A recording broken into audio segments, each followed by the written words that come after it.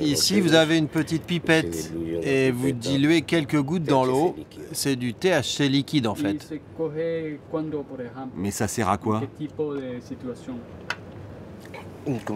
Quand on ne peut pas fumer, par exemple en avion, dans des longs voyages en train, en discothèque, ou il y a même des gens qui l'utilisent au travail, car du vrai cannabis, ça sent fort. Barcelone, capitale de la Catalogne, et très prochainement de la fumette qui rend nigo. Démonstration dans un club d'amateurs en quête de nouvelles aspirations. Tu pousses Et tu aspires. Nous sommes dans un cannabis social club. En Espagne, il en existe plus de 1000 et l'on peut y fumer en toute légalité. Il suffit d'être majeur et membre dûment enregistré. Sylvia a sa carte depuis 2 ans. Elle a même peint ses ongles couleur bœuf. Moi, j'ai entendu parler des cannabis clubs sur Internet. Ça a été une énorme découverte parce qu'à mon âge, je devais encore aller voir des dealers. Moi, je suis mère de famille, j'ai des enfants, je ne peux pas fumer dans la rue. Pourquoi je devrais faire ça? Les clubs, ça m'a sauvé la vie. Je peux venir ici, c'est discret, tranquille, sûr. Ils peuvent m'informer et je sais que je vais avoir du cannabis de qualité. Dans ce petit club de quartier, on compte seulement une 50aine de membres, tous catalans. Mais certains cannabis clubs de Barcelone sont devenus des usines à touristes. Les plus gros affichent jusqu'à 10 000 membres. Dans celui-ci, un couple de touristes koweïtiens et une italienne viennent d'arriver pour s'inscrire. Vous devez juste remplir ça pour moi, s'il vous plaît. Vous pouvez acheter 5 grammes par jour maximum. Et quand vous sortez du club, n'oubliez pas de mettre ce que vous avez acheté dans vos sous-vêtements. C'est le seul endroit où la police ne peut pas fouiller. Et oui, à Barcelone, on peut fumer au club ou chez soi, mais pas dans la rue. Alors prière de garder son matos dans sa culotte. C'est 30 € la carte de membre, ensuite l'herbe s'achète au poids. Ambiance feutrée, pour mettre à l'aise la clientèle étrangère, la serveuse parle 3 langues, ici en italien. Ça, c'est 30 € le gramme. Mais on peut te faire le demi-gramme si tu veux. Je vais prendre 2 grammes. Voilà, merci. Chaque année, ces clubs géants rapporteraient au total 60 millions d'euros de chiffre d'affaires. La ville prélève une partie des recettes en impôts, le marché est international et pas mal de petits malins ont déjà flairé la bonne affaire. Bonjour, comment ça va? Ron a 38 ans, il vient de Hollande, l'autre pays de la Marie-Jeanne. Arrivé à Barcelone il y a 4 ans, ce guide touristique a fondé l'agence Greenline. Ça va les filles? Vous avez fait bon voyage? Il propose des combos visites de monuments et plaisir du chanvre. Aujourd'hui, il reçoit 2 touristes écossaises qui s'intéressent de près à la culture catalane du cannabis. Ça, c'est l'Arc de Triomphe. Vous pouvez prendre une photo si vous voulez. En ce moment, il y a un festival de vin. Et maintenant, on peut aller fumer si vous avez envie.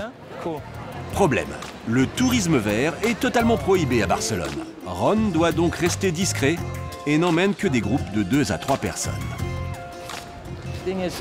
En fait, on n'a pas le droit de faire la promotion d'un club car c'est censé être une association privée à but non lucratif.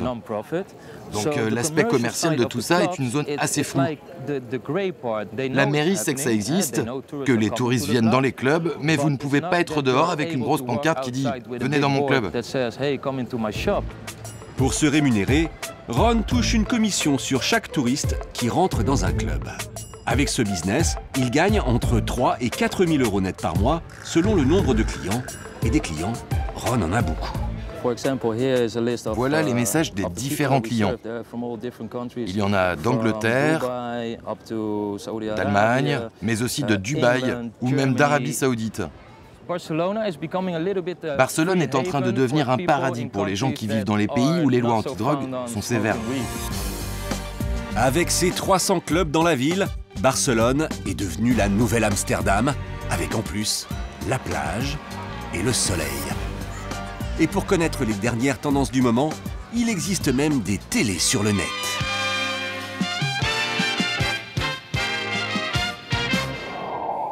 Bienvenue au 50e numéro de Marijuana TV, la chaîne de la culture cannabique.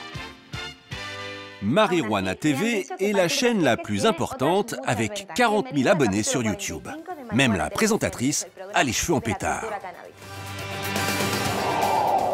Au menu de ces programmes, des tutos de jardinage. Pour un meilleur rendement, n'hésitez pas à mettre 6 lampes au lieu de 4. Ou bien des cours de cuisine. Ici, comment préparer de la farine à base d'herbes. Voilà, on mélange. Et là, on a de la farine pour faire plein de recettes super intéressantes. Eh mec, cette farine, elle déchire.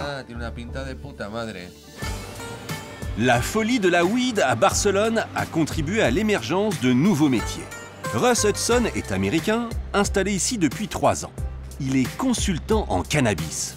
Dans le petit monde des fumeurs, c'est une star, une sorte d'œnologue de la fumette. Bonjour, est-ce que je peux goûter la Kush Dream, s'il te plaît? Sur son blog, 15 000 personnes lisent chaque mois ses analyses sur les différentes variétés de chanvre. Ça sent bon. C'est une de mes favorites. Comme tout bon critique, Russ a son petit protocole et son propre matériel. Son outil de prédilection, le microscope à ganja. D'abord, je regarde la qualité extérieure pour voir comment elle a été traitée, si ça a été récolté à la main ou par une machine. Celle-ci, ça a l'air bon. Je vais regarder de plus près, 100 fois plus près en fait. Maintenant, je vais tester le bruit que fait la queue de la tête quand on l'enlève. Si ça a été bien cultivé, ça doit faire un bruit sec. Vous entendez? C'est exactement le son que ça doit faire. Pour écrire une critique, j'ai besoin de 5 grammes d'herbe. Et je la teste sur une semaine. Comme Russ, de plus en plus d'étrangers viennent à Barcelone monnayer leur expertise de goûteur d'herbe. La maire de la ville, Ada Colau, proche du très à gauche parti politique Podemos, n'en fait pas mystère. Elle souhaite attirer ses talents d'un nouveau genre. En juin, elle a fait régulariser près de 40 nouveaux clubs à Barcelone. Gemma Tarafa est son adjointe et suit ce dossier très chargé en THC. La vision que nous avons ici à la mairie, c'est de dire que fait-on avec ça? Soit on ferme les portes, on interdit tout, on fait comme si ça n'existait pas, soit on réfléchit à un meilleur encadrement. C'est une opportunité pour nous, car de toute façon, c'est une industrie qui existe. Ça ne sert à rien d'en faire un tabou. Il vaut mieux voir les avantages qu'on peut en tirer et encadrer les risques. Le cannabis, une opportunité pour Barcelone? Certains restent sceptiques. Le docteur Maldonado est spécialiste des addictions. Pour lui, plus de clubs, c'est surtout plus de problèmes à gérer pour la ville. Le cannabis, comme beaucoup d'autres drogues, entraîne une désinhibition. Ça veut dire que le consommateur va faire ce qu'il veut et pas ce qu'il doit. Les touristes qui viennent ici ne sont pas censés aller dans ces clubs. Mais ça, c'est théorique. En fait, beaucoup d'entre eux consomment. Cela a un impact direct sur leur santé, mais aussi sur la convivialité dans notre ville. La ruée vers l'or vert fait polémique en Catalogne. Mais les perspectives de profit risquent de balayer les réticences des grincheux. En Espagne, le futur s'annonce quelque peu enfumé. Voici les bureaux de l'entreprise Weedmaps que nous avions déjà croisés en Californie. C'est à Barcelone que la méga start-up américaine a choisi d'installer son premier bureau en Europe. Et le moins qu'on puisse dire, c'est qu'ici le THC donne des idées. Ici, vous avez une petite pipette et vous diluez quelques gouttes dans l'eau. C'est du THC liquide en fait. Mais ça sert à quoi? Quand on ne peut pas fumer, par exemple en avion, dans des longs voyages en train, en discothèque, où il y a même des gens qui l'utilisent au travail, car du vrai cannabis, ça sent fort. Pour l'instant, l'équipe de Weedmaps gagne très peu d'argent. Mais la maison mère aux États-Unis compte sur une très bonne récolte d'oseille le jour de la légalisation totale. Russ Hudson, le consultant en cannabis, est un de leurs partenaires. Ils sont ici parce qu'ils parient sur le futur. Ils ont ouvert un bureau pour ça. Ils multiplient les contacts dans l'industrie et vont devenir les numéros 1 avant même l'ouverture du marché du cannabis. Pour nous, l'Espagne, c'est là où il faut investir. Car il y a déjà beaucoup de monde qui travaille dans cette industrie, partout dans le pays. Il y a des lobbyistes, un observatoire qui étudie les effets sur le plan médicinal. Il y a des syndicats de fumeurs, des clubs et beaucoup de consommateurs. Donc oui, il y a un gros marché. Après les États-Unis, c'est désormais au tour des Européens de succomber aux volutes odorantes du chanvre libre et commercial. À Barcelone, au printemps prochain, la mairie a déjà prévu de régulariser l'ensemble des cannabis clubs. La légalisation pleine et entière est en marche, à la plus grande joie du cannabisness.